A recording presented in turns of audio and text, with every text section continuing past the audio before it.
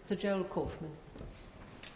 Madam Deputy Speaker, I was brought up as an Orthodox Jew and a Zionist.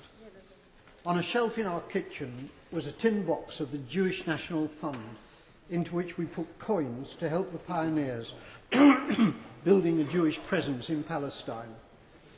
I first went to Israel in 1961, and I've been there since more times than I can count. I had family in Israel, and I have friends in Israel. One of them fought in the wars of 1956, 1967 and 1973, and was wounded in two of them. The tie clip which I'm wearing is made from a campaign decoration awarded to him, which he presented to me. I've known most of the Prime Ministers of Israel, starting with the founding Prime Minister, David Ben-Gurion. Golda Meir was my friend. So was Yigal Allon, the Deputy Prime Minister, who as a general won the Negev for Israel in the 1948 War of Independence.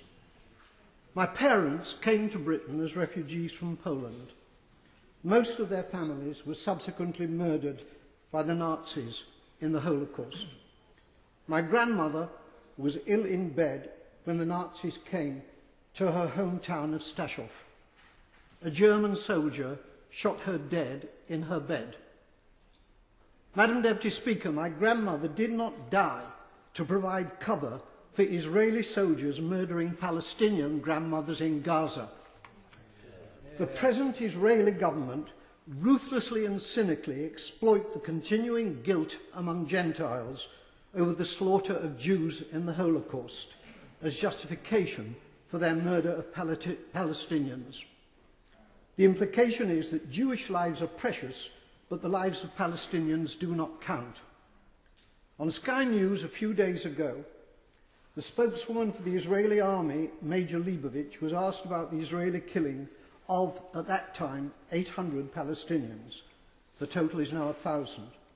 She replied instantly, 500 of them were militants. That was the reply of a Nazi. I suppose the Jews fighting for their lives in the Warsaw Ghetto could have been dismissed as militants.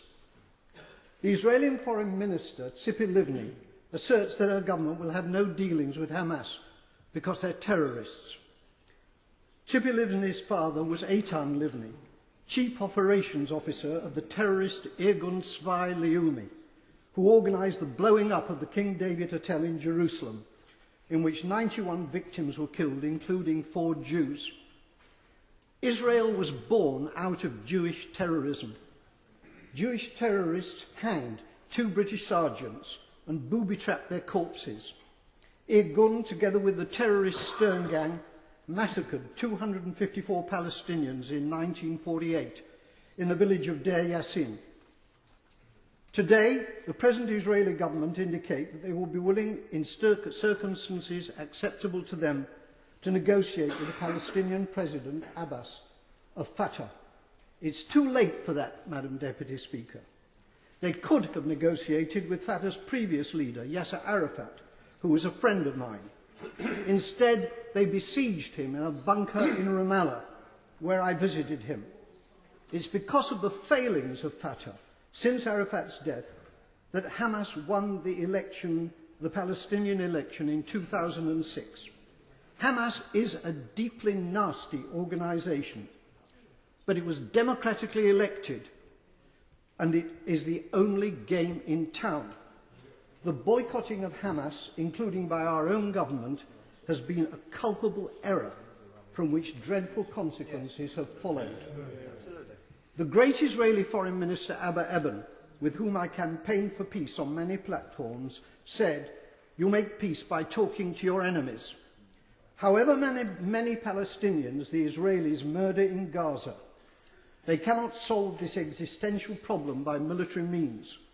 Whenever and however the fighting ends, there will still be 1.5 million Palestinians in Gaza and 2.5 million more Palestinians in the West Bank, who are treated like dirt by the Israelis, with hundreds of roadblocks and with the ghastly denizens of the illegal Jewish settlements harassing them as well. The time will come, not so long from now, when they will outnumber the Jewish population in Israel. It's time for our government to make clear to the Israeli government that its conduct and policies are unacceptable and to impose a total arms ban on Israel. It is time for peace, but real peace, not the solution by conquest, which is the Israelis' real goal, but which is impossible for them to achieve. They're not simply war criminals, they're fools.